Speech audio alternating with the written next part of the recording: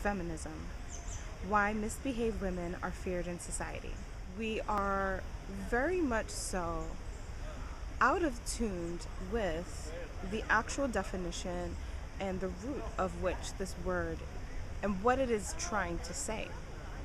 When we look at feminism or feminist, we again are looking at belief systems.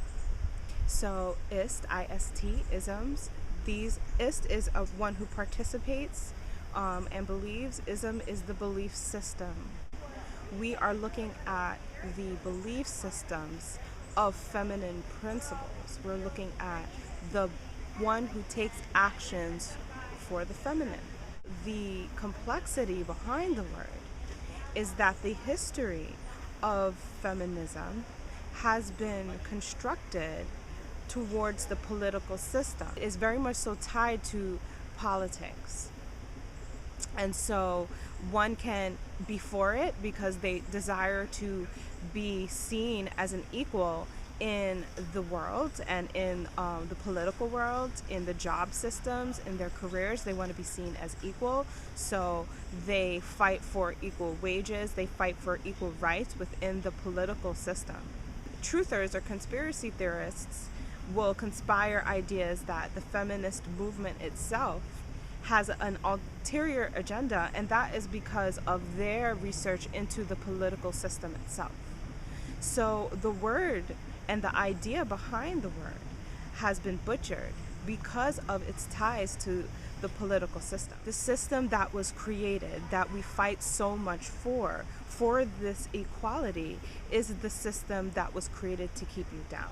So society has a really big problem with the misbehaved female, because the misbehaved female is not the female that they have constructed for their purposes and for their agenda. In a system that you're fighting for equality, then trying to change the rules is the least of your worries.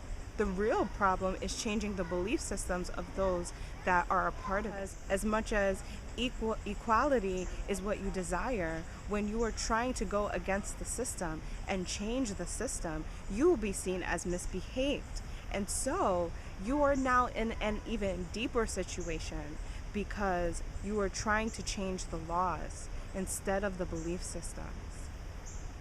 And there are so many people with different points of view who work in the system, and their points of view will only put you down even more. Instead of saying, okay, this woman deserves equal pay because she works hard or even harder than her counterparts, they'll say that you're misbehaving, that you don't know your place. If you're a feminist and who is tied to the political system and you desire equal wages, the best way, I believe, to create the system that you desire equality for is to create. As women, we are all the same, and then we are all different. We are all the same because we are in the temple of the female, and so thus our bodies have the cycles of the blood cycles of our periods. We have the ever-changing emotions that are related to these cycles. Women need more material things as well. You know, in astrology, we study the planet Venus, and the planet Venus, which represents the feminine, also represents that material, the material needs. So, and very much so, as women, we all are very, very much so in aligned with very similar platforms when we come into the body as a female. We also study the moon as being a part of the mother, the matriarch. And the moon too is about the emotions. So when we look at feminine, we're looking at emotions, we're looking at empathy, we're looking at compassion.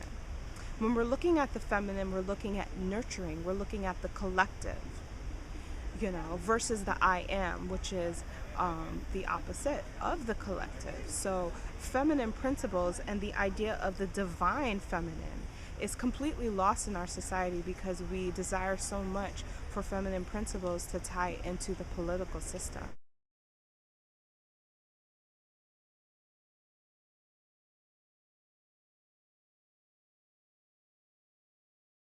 And that's why feminist is more confused, because we only tie it to political ideas instead of to true spirituality when it comes to the feminine. We all have different paths and destinies to fulfill. And we also have different aspects in our energy and personality that are not the same as other women. The most misbehaved females are truly fulfilling their destiny. You know, when they bring the dark to the light, when they take the hidden and they bring it out, you know, when they work and move in the path that they're supposed to. Some of the most revolutionary females have been misbehaved. They've gone against the grain. They've done things that people did not think they should be doing. And that's because most of our society has shaped the female to only abide and to abide by laws, and have shaped the female to sit back and to be behind and to be out of the way. Look at Harriet Tubman.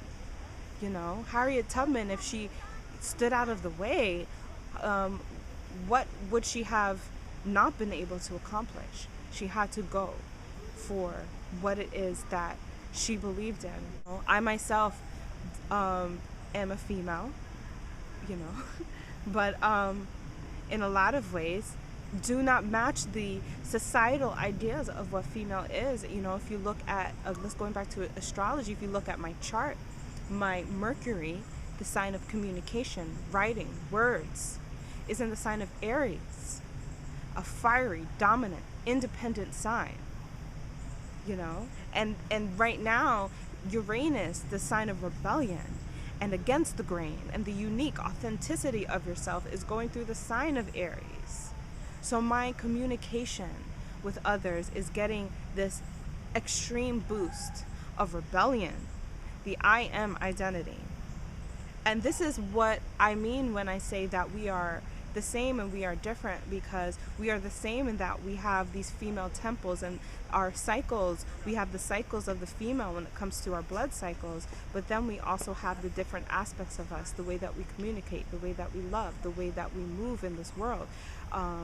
You know, these things are different, and they are expressed differently throughout every female. When we say feminist and when we say feminism, we should think more about the ideas behind the principles of feminine. And that's why females and men included can be feminists, because if you take it away from the ties of the political structure and you go more into the ties of the spirituality structure, and that, I believe, is more true to nature. And when we see a female that, you know, goes against the grain, when we see a female that speaks, you know, out of line, you know, when we see a female that isn't perfectly groomed, we don't know what to do with ourselves, because we're under the spell of that political structure. That is more of what we desire, and that's more of what we know, because that's all that we know.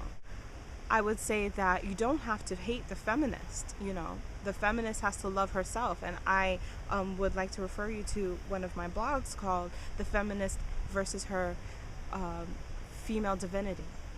I hope that you will take a deeper look into this term, and you can be a feminist. You can be a part of feminism if you take yourself away from the agenda and you align yourself more with what do you know about feminine principles. So the misbehaved female in society is the most feared female, because she is the one who does not need to be accepted in society. She does not need to be behaved. She doesn't need to be well groomed. She just desires to have that balance of femininity and masculinity, and she desires to have destiny fulfilled. The most misbehaved female in society is the one who is truly the feminist, who is truly doing the work for feminism. And thank you so much. This is Karina Dean, and I'm signing off.